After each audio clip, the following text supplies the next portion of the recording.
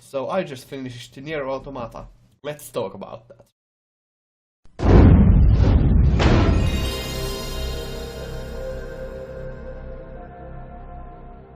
Before we go any further, I must inform you that this will be spoiler free, so if you want to play the game for yourself, go buy it, it's fantastic, or wait until the recommendations, and you can find the recommendations in the description box, so, or the recommendations time code. So yeah, there will be no spoilers in this episode, and hopefully at least I don't think I'm gonna spoil anything.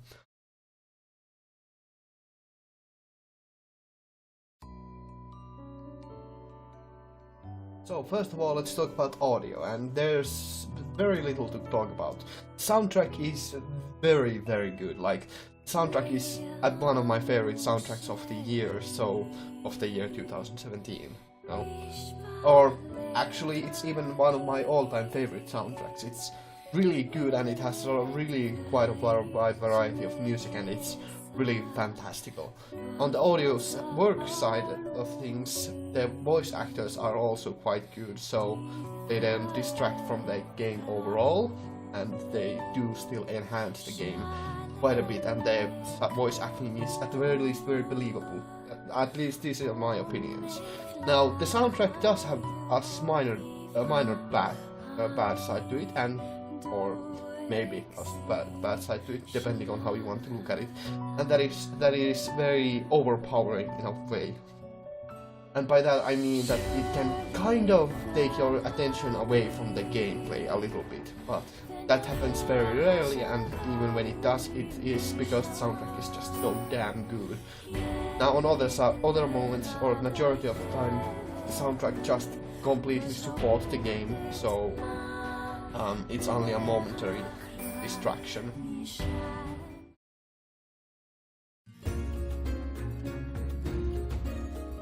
Now on the visual side of things, the world is just absolutely gorgeous, drop dead gorgeous, I must say.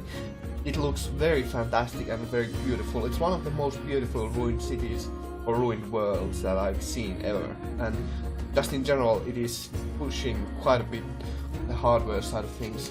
This old pal can barely run it, so yeah, it's a really beautiful world. So, and then of course the character design is also something that I should mention. I think that the different Yorha units are designed rather well. They are really pretty top notch, and they are all quite easily distinguishable from one another, yet they still stick out in your memory for quite a while. So yeah, it's a really good character design.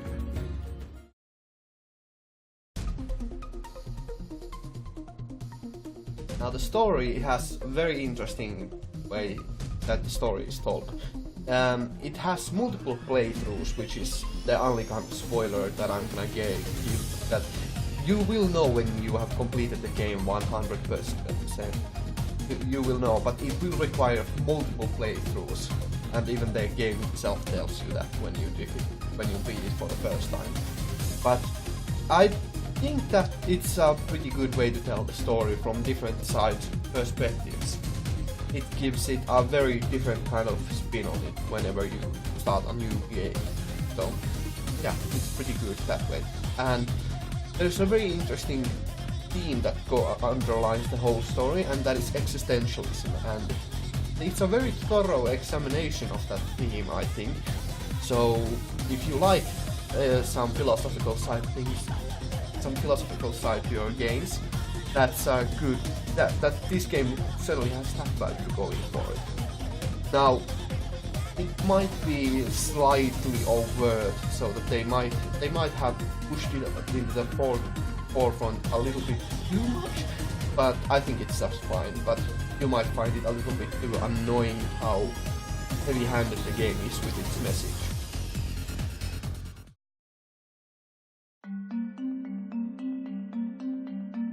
Now the characters, while I do like all of the characters, or at the very least they all fulfill their purpose quite well in my opinion, I think that the three main characters, which I won't spoil, are all quite unique, and they all are utilized their utmost potential in the game. So they are all designed very, very well, and there's a lot of things that I would talk about if I was going to spoil the stories.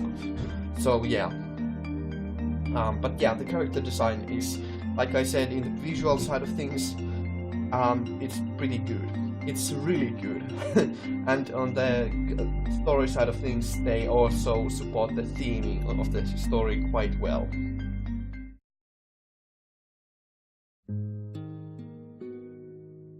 And then let's finally talk about gameplay, because this is one where I have quite a lot of things to say. So first of all, the gameplay is very varied. There's mainly 2 gameplay sections to it, but that they are both things that kind of change around quite wildly. So there's first of all top-down twin-stick shooter sections, and those are either done in your hacking sort of mini game, or with the flying units, and both of those are really fantastical. They are really quite responsive, and they are pretty well done, and the transition from different styles of shooting modes in the fight units are pretty damn good. And the game starts off with that, so that's not even a spoiler that much. So there's a lot of variety, and then of course the majority of the gameplay is hack and slash, just general fighting, but it can be sometimes restricted into 2D if the game wants it. So, and both of those are really quite good. Now the controls are really quite responsive as well, so that you don't always feel like you are actually in control of the action going on. So yeah, and there's a lot of depth in the gameplay when you actually go to micromanage the chips that you have that work as your leveling system or your equipment system kind of. And there's a lot of depth that can be gained from that, so that's pretty good as well. There's also a very smooth transition between the different types of play and between the different axes of play. Like when the gameplay switches to 2D from 3D, it's really it works really quite well, surprisingly well in my opinion. Now there is a little problem that the gameplay can get a little monotonous at some points, so that's a minor problem, but that happens very rarely, and it only happens slightly on, I'm not gonna tell what play through, but you'll know it. Yeah.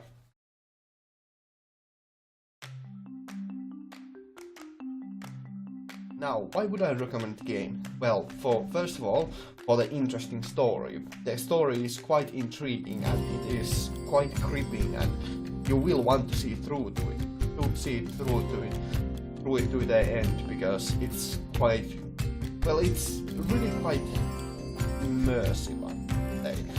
It's something that you really kind of get attached to and want to see the characters carry it out till the end. So that's one thing.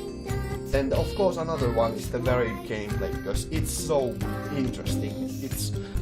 You want to see just what kind of next kind of crazy enemies you will have to fight next, and when is the next gameplay switch. So that's one thing. And then of course there's the big one, and that's the intriguing meta-narrative kind of work that works in conjunction with the theme of existentialism. And that's something that is also one of the strengths of the game. So those are 3 reasons why you might want to play the game. Of course, you might just want to play it because it is fun, so you know, that's something. Yeah, and that's it.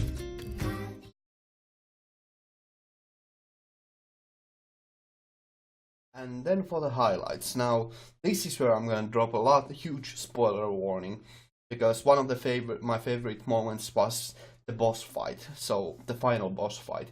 So you know, you might not want to see these highlights until after you have played the game for yourself. But yeah, so just go in cautiously. There's the last clip will be the final boss fight, so you know, tread carefully.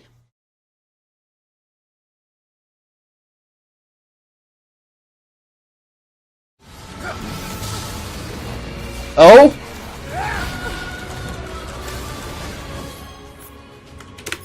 Because of you!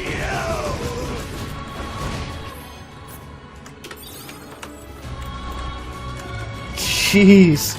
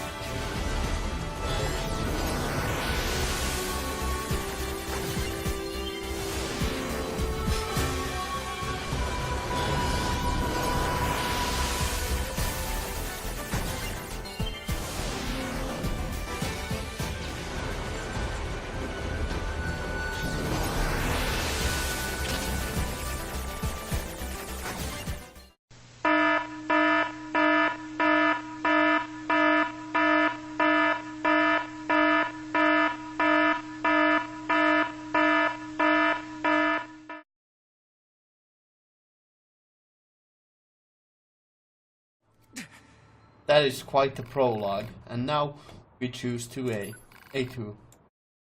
And we are certain of this choice. Understood.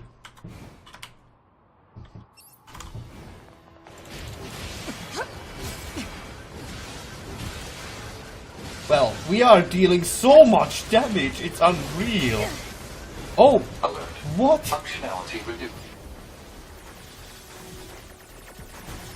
Whoa, yo, this is insane.